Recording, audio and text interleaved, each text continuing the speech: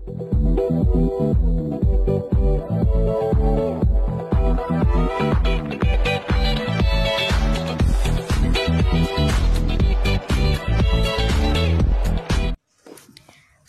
welcome back with me, Alia Rika Anjani. Kali ini aku baru selesai baca ebook Rasa. Waktu itu aku beli 28 April. Tapi sebenarnya terbitnya tuh 24 April. Nah, kenapa baru selesai 3 Mei? Karena aku nggak baca kayak fokus nih 4 jam atau 5 jam fokus baca terus enggak, jadi kayak kepotong-potong gitu. Dan baru selesai baca dan aku mau langsung review karena biar feelingnya tuh masih ada dan seru banget. Dan terakhir itu aku nangis, bener-bener kayak nangis, padahal awalnya tuh ketawa gitu, gak tahu kenapa nangis bercucuran, gak tahu kenapa, mungkin kayak karena tentang remaja walaupun aku gak remaja lagi, terus karena tentang drama keluarga, persahabatan, mungkin karena itu kali ya, jadi aku lebih sensitif gitu ya. Lebih merasa. Dan gimana kalau kalian yang udah baca, menurut kalian gimana? Apa perasaan kalian? Silakan tulis di komen. Nah, kalau yang belum baca, mungkin review ini bisa membantu kalian untuk memutuskan untuk baca atau enggak novel Rasa ini. So, di sini sebenarnya kan udah ada nih satu ulasan. Katanya akhirnya nih happy ending gitu. Enggak, aslinya baca nih setengah gak percaya gitu ya, emang remaja banget. Sarkas ke pemerintah, gue jadi sadar, oh iya bener, emang Bang Tere dia yang nulis, kelihatan. Ngakak, bacanya dibikin sedih juga sih cerita. Iya, sedih banget. Aku aja bener-bener sampai ngeluarin air mata berkali-kali. Tapi di suatu bab ya. Kalau kebanyakan babnya tuh tentang kayak aku ngerasanya lucu. Kalau aku ngerasanya lucu, kadang ngakak sendiri. Tapi ada satu bab yang bener-bener kayak nangis dari bercucuran, ya ampun. Nih sekarang langsung aja deh ya. Di sini kan aku udah download e-booknya dan beli. Jadi buat teman-teman yang mau baca itu bisa beli e-booknya atau beli buku fisiknya. Setauku buku fisiknya itu lebih murah, 65.000. Siapa tahu kalian punya kupon gratis ongkir gitu kan, jadi 65.000 itu murah sih, menurutku murah banget. Kalau ini e-book aku beli 80.000 karena kena pajak. Nah, langsung aja ya. Di sini ini remaja banget sih, padahal yang nulis yang nulis 40-an ya kayaknya umurnya. Dan lucu gitu. Berarti kan risetnya keren banget ya enggak sih? Nah, di sini tuh aku mau jelasin dulu chaptersnya. Dan kalian harus tahu covernya itu sangat-sangat menggambarkan apa ya, isi cerita menurutku. Nih ya, kalau teman-teman bisa lihat di sini tuh ada topi butut ya, terus ada rumus-rumus. Pengen aku spoiler tapi aduh. Nah, itu ada, pokoknya ada topi itu sangat sesuai sama tokohnya. Rumus di situ juga sesuai sama tokohnya. Dan apa lagi ya? Udah sih. Oh, kamera. Ya Allah, ini yang kamera ini bener-bener kan gak banyak ya orang yang kayak ceritain tentang anak atau remaja yang suka fotografi gitu. Kayaknya aku baru pertama kali dibacanya. Pertama kali baca yang bukan profesi tapi kayak passionnya tuh fotografi itu aku belum pernah baca sebelumnya kalau novel-novel. Nah ya, di sini ada berapa bab? Seperti biasa Bang Tere tuh 24 bab ya. Terus ada bab bonusnya. Nah, di sini tuh ada 800-an halaman. Langsung aja di sini aku udah bookmarks beberapa halaman yang apa ya, perlu untuk dikasih tahu ke teman-teman. Jadi berurutan aja ya nih. Dari bab 2. Kita lihat. Di sini benar-benar Bang Tere pakai logo gue dan lucu banget. Kadang kan logo itu kan gak baku ya. Dan kadang di percakapan itu antara baku sama gak baku tuh dicampur gitu, jadi kayak lucu. Mungkin karena kebiasaan baku mungkin ya, jadi tuh kadang kecampur. Di sini lo nggak tahu Bampun Jambam. Bener-bener di sini tuh Bang Tere kayak melesetin nama, melesetin karakter, melesetin hal-hal yang terjadi di dunia nyata ke fiksi. Beneran lucu. Itu yang lucu. Kayak Bang Tere ada-ada aja. Enggak, bukan ada-ada aja, kayak nemu aja gitu idenya. Ada aja idenya gitu. Kreatif, dan itu salah satu kreativitas seorang penulis menurut aku ya. Enggak, Putri sama sekali tidak merasa berdosa. Baca, kalian bisa baca sendiri. Lo tahu film Ada Apa Dengan Cincin? Nggak? Dolan, astaga, 1990, ayat-ayat cinta kita, astaga. Aduh, Manur coba. I can see ghost, coba. Aduh, udah, aku nggak ngerti lagi, udah speechless, tau nggak sih? Oke, itu bab 2. Ini masih bab 2 nih, kita lihat ya. Memang mereka nggak bisa lihat jidat mulus. Lo lihat kan si Sinta dan Santi, bayangin. Di bayangan aku Santi adalah yang ada di Upin Ipin. Cocok banget, tau gak sih? Nah, di sini tuh kembar sejak seminggu lalu sudah naksir Mr. Theo, dan terjadilah perang saudara di antara mereka. Aduh, hari gini masih ada yang beginian ya. Masa naksir guru sendiri itu kan hanya ada di novel-novel remaja yang pengarangnya kehabisan ide. ini yang sering ya.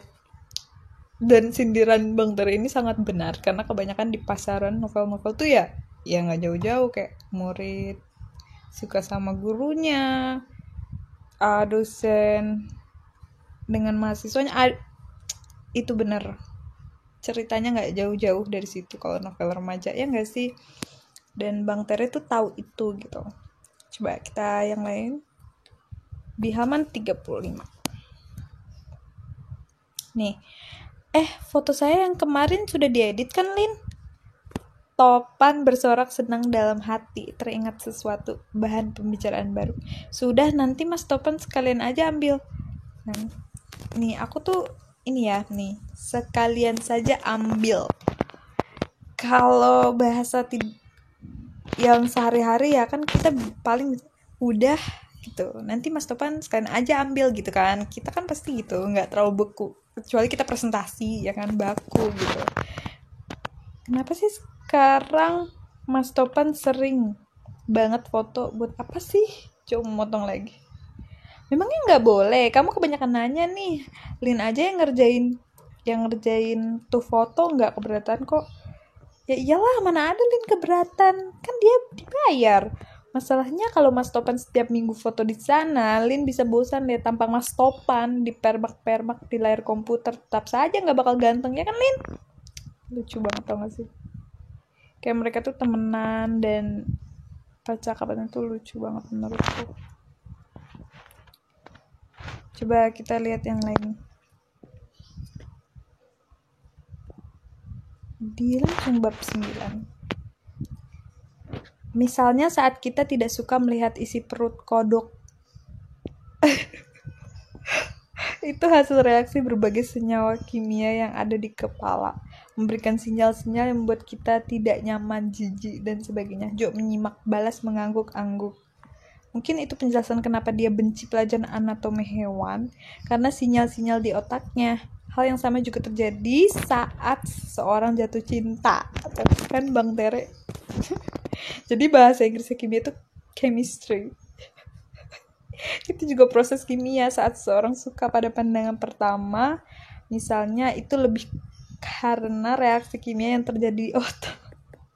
Bener sih, reaksi kimia itu di luar kendali otak sadar. Saat dia menyukai seseorang, itu tidak bisa dicegah, tidak bisa dihindari, karena proses kimia di otak mengirim sinyal-sinyal tersebut. Dan di sini, di buku ini aku kayak mendapatkan penilaian baru tentang penulis, tentang Terelie. Kayaknya emang bener-bener Bang Tere itu anak IPA banget. Atau tebakan aku sih anak IPA, atau emang bener-bener riset mendalam gitu. Tapi tebakan besar aku adalah Bang Tere emang anak IPA sih. Kayak di sini ada pelajaran-pelajaran baru yang aku ngeh gitu. Oh ya, aku juga belajar nih fisika, kimia yang tentang ini gitu. Tentang ininya tuh ini yang dijelaskan Bang Tere gitu. Sama matematika, aduh, makanya teman-teman harus baca, lucu kayak itu, nostalgia dengan masa-masa SMA. Bab 11 kita lihat ya.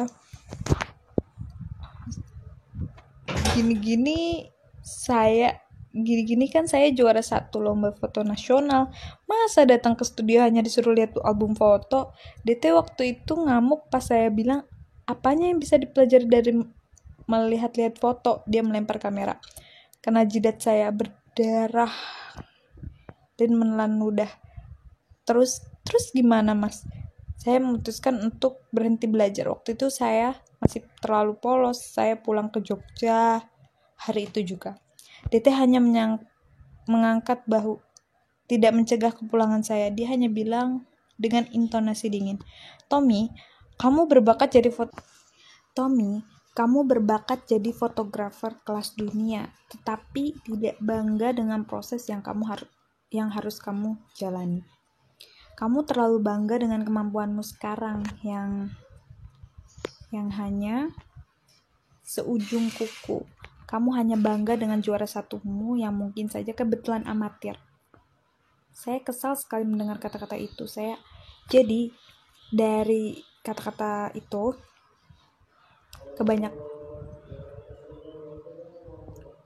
kebanyakan kan manusia tuh udah bangga atas pencapaiannya saat ini, gak mau bangga sama prosesnya yang jatuh bangun, yang sulit gitu ya prosesnya. Jadi kayak itulah yang menyindir yang bikin, atau bisa diambil pelajaran dari sindiran itu, dari sindiran yang Bang Tere buat ini. Jadi kita tuh harus jangan langsung mau nikmatin kayak suksesnya aja, tapi kita harus mau jalanin prosesnya sedikit demi sedikit gitu. Sulit, walaupun itu sulit, susah, banyak tantangannya, tapi itu kita harus mengapresiasi atau bangga dengan proses-proses kecil tersebut gitu. Itu yang ingin Bang Tere sampaikan.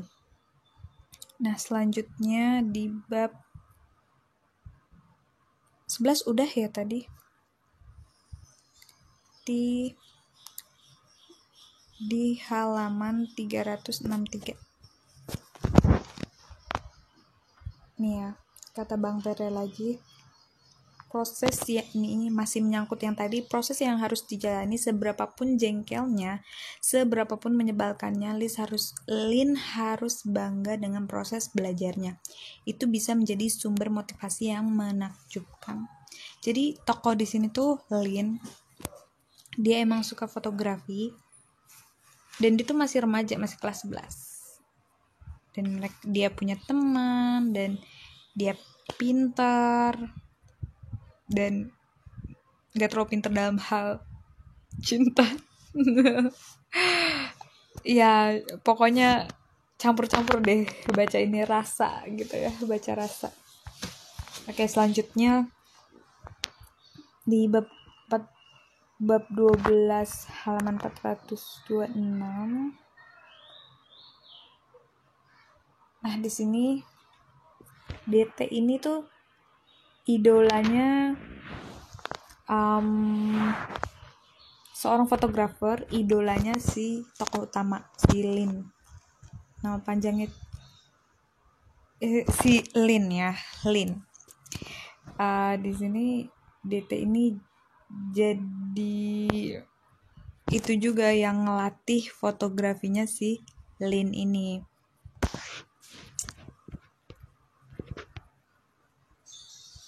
Dan aku ngeliat sudut pandang lain dari kata-kata ini. Sekali melihat, kamu bisa mengkritisi sangat detail foto-foto saya. Di sini tuh aku ngeliat, jadi mau sehebat apapun kita dalam suatu bidang profesi, tapi kita tuh jangan gak mau untuk dikritisi.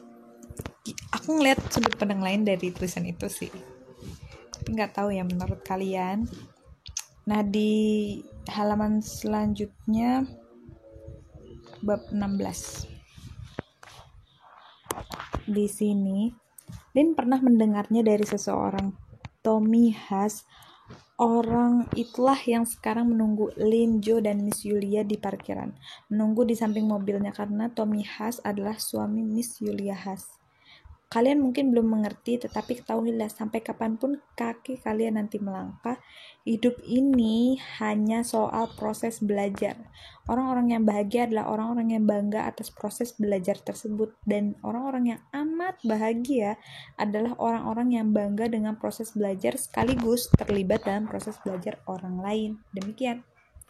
Jadi ini mengenai proses belajar yang tadi sempat aku bilang, bahwa kita harus jangan cuma kita mencari atau ingin menikmati kebahagiaannya aja, tapi kita nggak mau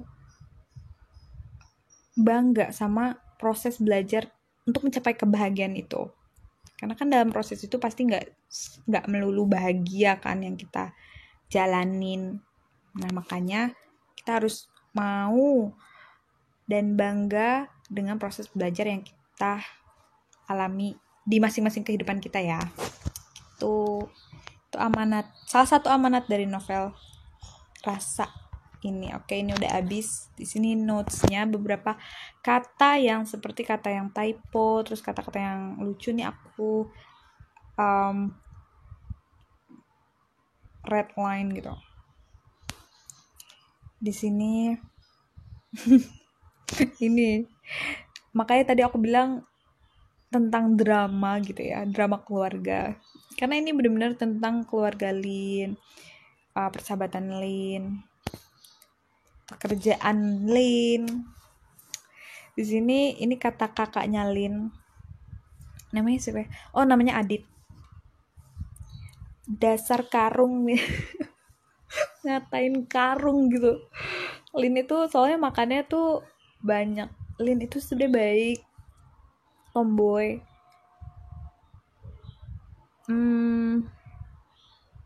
apa ya, nggak takut gitu, dan nggak takut sama apapun. Ngerti gak sih? Pokoknya kalian harus baca sendiri lah buat tahu karakter detailin. Di sini kamu tuh kalau makan ngukur perut dong. Jadi sebelum aduh makannya dia tuh sama sih kayak aku, suka makan gitu. Udahlah di sini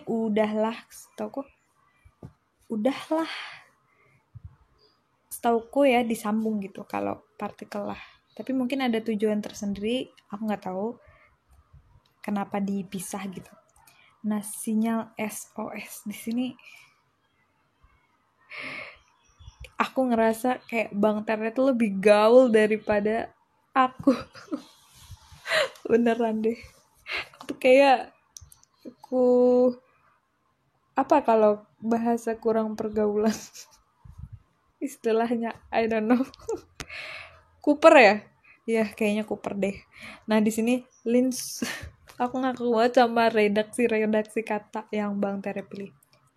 Lin sumpah mampus benci sama cowok yang mau PDKT dengannya. Kan tadi aku bilang Lin ini tuh tomboy ya kan. Nah di sini yang menurutku Bang Tere masih memasukkan sindiran-sindiran gitu ya.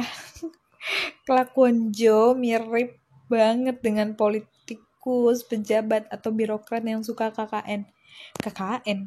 Iya, korupsi, kolusi, nepotisme. Itu loh. Joe juga KKN, kecil-kecil nyontek. Kok ngomongin politik gitu. Nah, di sini ceritanya si Joe ini ranking 1 gitu. Dan itu kayak apa ya?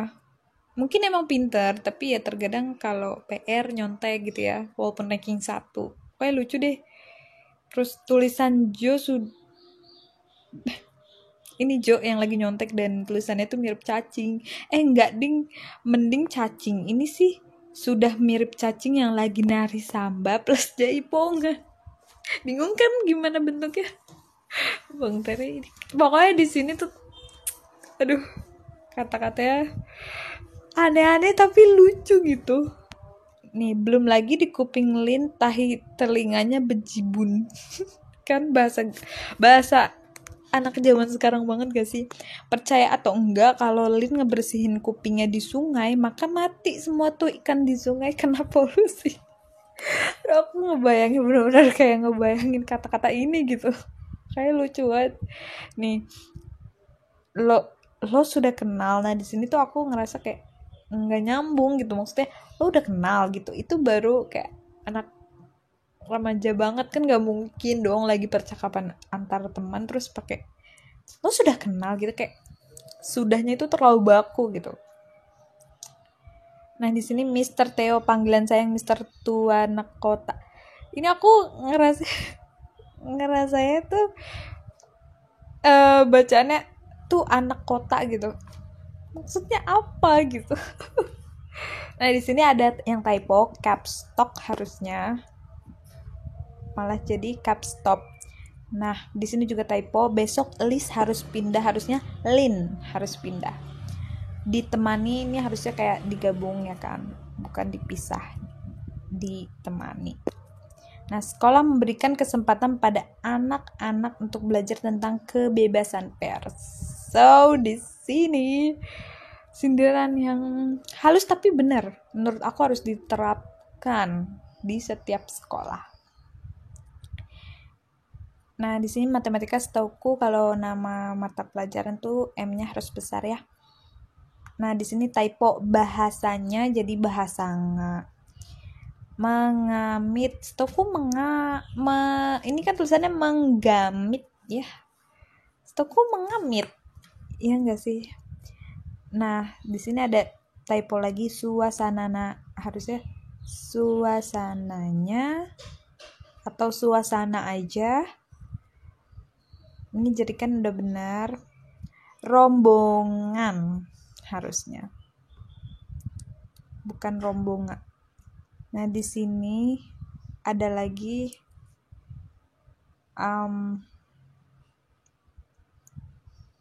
ketidaksinkronan sih.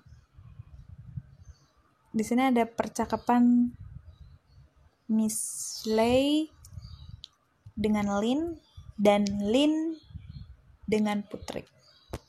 Di sini kan Putri udah ngomong nih.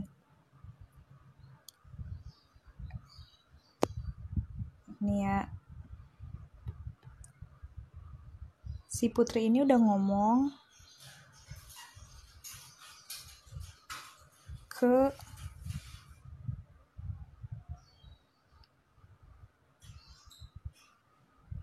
nih. Ini kata-katanya Putri. Sekarang setelah dicampur gula, susu, dan krim cering coklat ini menjadi begitu menyenangkan, terasa manis. Kata Miss Lay, begitulah seharusnya kita menghadapi masalah bla bla bla bla, ya kan. Nah itu tuh lagi ngomong ke Lin, lagi ngasih tahu ke Lin gitu. Dan Lin harusnya udah tahu dong kalau itu kata-katanya dari Miss Lay. Putri ngomong kata-kata dari Miss Lay. Tapi di akhir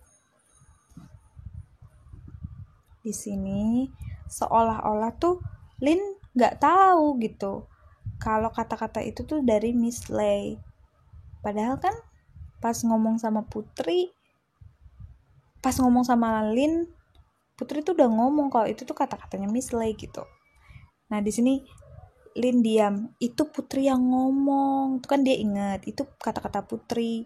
Berarti Putri dengar kalimat itu dari Miss Lay, kayak dia tuh baru mengetahui oh dia dari Miss Lay.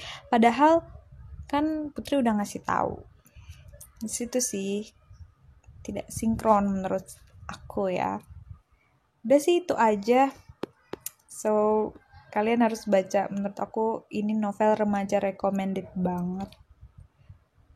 Apalagi yang masih SMA. Jadi mungkin kalian punya permasalahan tentang cinta, persahabatan, teman maka teman, mungkin ini cocok banget karena pasti kalian setelah baca ini nemu solusinya. Dan tentang juga masalah-masalah keluarga, mungkin kalian tuh baca ini dan kalian akan menemukan solusi terbaik sebelum memutuskan sesuatu. So, segitu aja. Semoga bermanfaat.